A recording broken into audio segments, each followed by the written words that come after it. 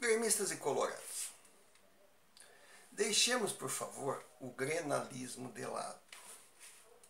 Vamos falar de lei, de regulamento, de organização de campeonato. Eu duvido que, indiferente da camisa que a pessoa use, ela queira que exista uma competição sem regras a serem cumpridas, sem regulamentos, um oba-oba, uma várzea. Cada um faz o que quer e está feito. Então, para que não aconteça isso, para que tenha um mínimo de organização, clubes, confederações, antes do início de qualquer competição, se reúnem e decidem o regulamento. E o decidido ali, que é assinado por todos e é de conhecimento de todos, passa a ser uma espécie de constituição. Aquilo tem que ser seguido. Se acontece algo que não fica muito claro, com um sentido ambíguo, que um lado diz uma coisa, o outro lado diz outra, aí tem o tapetão, que é um julgamento, onde advogados irão colocar as suas teses. Só que o que aconteceu no jogo Grêmio e River nada tem a ver com tapetão. Foi explícito. O técnico Gallardo cometeu 2, entre aspas, crimes que atentam contra a constituição da competição, contra o regulamento. O primeiro, independente dele estar suspenso ou não, da arquibancada, comprovado, com câmeras, enfim, não há dúvida. Ele se comunicou por rádio com um assistente de campo. FIFA, CBF, outras entidades até já permitem, mas a Conmebol não.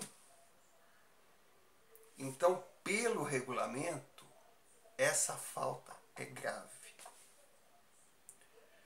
Além disso, outro agravante. É de conhecimento público. Gallardo foi suspenso por ter retardado a volta do seu time em campo no jogo anterior. Ele foi suspenso. Ou seja, ele estava proibido de exercer suas funções profissionais. O máximo que é concedido a ele é ficar na arquibancada, numa cabine, assistindo o jogo. Ele não pode interferir em nada na partida. É o regulamento. E Gallardo foi flagrante, dentro do vestiário, conversando com os seus atletas. Ou seja, ele estava no perímetro da partida, que não se resume às 4 linhas. E na saída, ao descobrir que a sua tentativa de camuflar a presença não deu certo, diante as câmeras, ele foi réu confesso. Ele afirmou: eu estive no vestiário, eu descumpri o regulamento, mas eu não podia abandonar meus jogadores nesse momento tão importante. Nossa, até algo bonito, mas é contra a lei. E ele confessou. Então, a simples presença dele já dá a conotação que ele interferiu, ou seja, que ele exerceu suas funções profissionais estando suspenso para aquele jogo. A simples presença dele dentro do vestiário já seria um delito grave.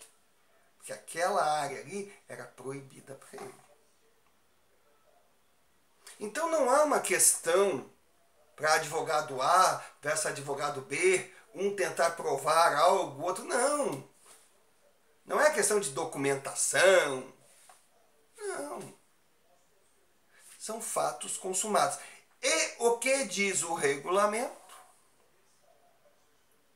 Que profissionais de futebol suspensos não podem participar da partida. Não existe essa coisa, mas ele só fez uma coisinha de nada. Eu vou dar um exemplo bem grosseiro. Imaginemos que o jogo estivesse 7-0 para o Grêmio, 45 minutos do segundo tempo, numa homenagem que o clube queria fazer ao atleta, vai e coloca o Kahneman. O Kahneman assina a súmula, entra no campo, o jogo termina. O Grêmio perde os pontos. Porque é isso que diz o regulamento. Então, o que foi feito por Gallardo com a conivência do River, porque é diferente de ele entrar em campo e bater no juiz, aí é uma atitude individual, o clube não tem nada a ver com isso. Aí é uma punição direcionada ao profissional. Não. O que ele fez foi, em nome do clube, descumprir uma determinação do regulamento e interferir no andamento de uma partida de futebol, mesmo estando suspenso e ciente que não poderia estar ali. Se ele estava, é porque tinha a conivência do clube. Então tem muita gente batendo em mim, porque eu fui o primeiro a dizer que o Grêmio teria embasamento e que poderia entrar. Falei isso hoje de manhã. Nossa, estão me chamando de tudo. Cara, eu não estou tomando partido. Eu, honestamente, ainda não parei para pensar se eu vou gostar de ver o Grêmio ganhar algo que não tenha conquistado no campo. Isso aí, a ficha ainda vai ter que cair se acontecer. Não é isso. Eu só estou falando que uma sociedade é organizada por leis. Um campeonato também. E o que fala a lei nesses casos? Fala na reversão dos pontos.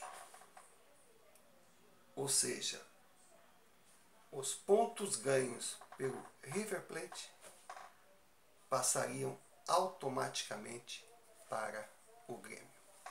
E o Grêmio estaria classificado. A lei é essa. O jurídico do Grêmio já está na Conmebol. A Conmebol, inclusive, antes dos representantes do Grêmio chegarem, já havia aberto um processo contra o Gallardo e o River. São processos diferentes. O Gallardo pode ser liberado, absolvido, e o River punido. O Gallardo pode pegar uma pena de 1 ano de suspensão, mas não altera em nada, são processos diferentes. E a Conmebol, que está pressionada depois dos escândalos da FIFA, ela não pode correr o risco de manchar a sua credibilidade, porque, por coincidência, o treinador do Boca Júnior também está suspenso. E agora o Boca está cobrando. Vem cá, se o do River pode, o meu também pode. Olha, se o dele também pode, o do outro também pode. Em outras palavras, virou bagunça. Alguém de sã consciência, tirando o ranço do grenalismo que torça contra o Grêmio, é uma coisa. Mas tirando isso, alguém quer uma bagunça no futebol? E no final, como fica? Não é questão de julgamento, não tem julgamento.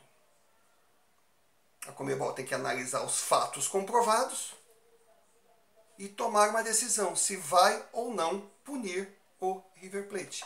E essa decisão terá que vir até sexta-feira. Até sexta-feira. Mas nada impede que venha amanhã. O jeito é aguardar.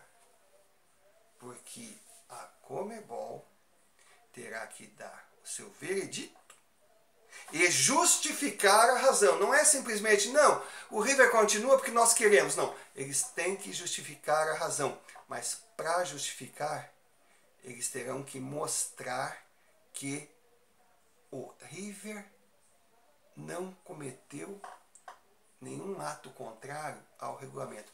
E isso não dá para explicar. Está ali. É comprovado. É explícito. Então, aguardemos. Vamos ver o que acontece. Eu acredito que regras, se existem, têm que ser cumpridas. Se fosse na Europa, o Gallardo nem faria isso. E se fizesse, estaria ciente que o seu time seria eliminado. Mas como é América do Sul, e a Conmebol é no Paraguai, e a Conmebol fala espanhol, então su garantia soy yo.